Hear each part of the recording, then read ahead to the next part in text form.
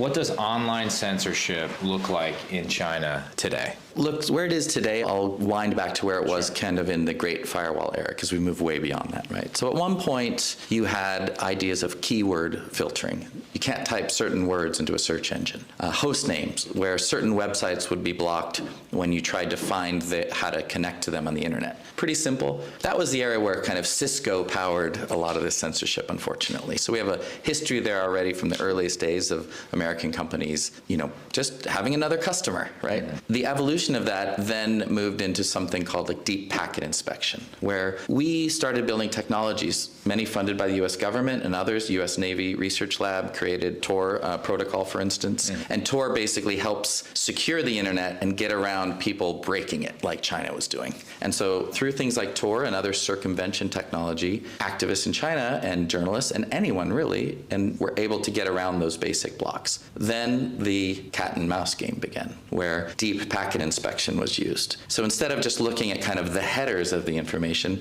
new technology, faster processors, more sophisticated routers could then actually look at every packet in every shape and say, this looks like a Skype protocol. This looks like a download. This looks like, oh, we haven't seen this server before. Let's take a closer look. This was all automated in real time, but backed by hundreds, thousands of people, right, who could sort of power that system. The next step then beyond that, as the world had moved from the web to apps, has been app-level control and censorship, right? So inside of WeChat, inside of Weibo, censorship that's integrated into these companies' infrastructure and surveillance. And so that is now moved on along with things like the social credit score and things that Valentin can talk about, where it's not just what you're doing on the internet, but sort of your whole digital life is now monitored and surveilled and measured and controlled. So that increasing of speed and processor and ability in real time to decide whether a packet should go in or out has really come a long way. And so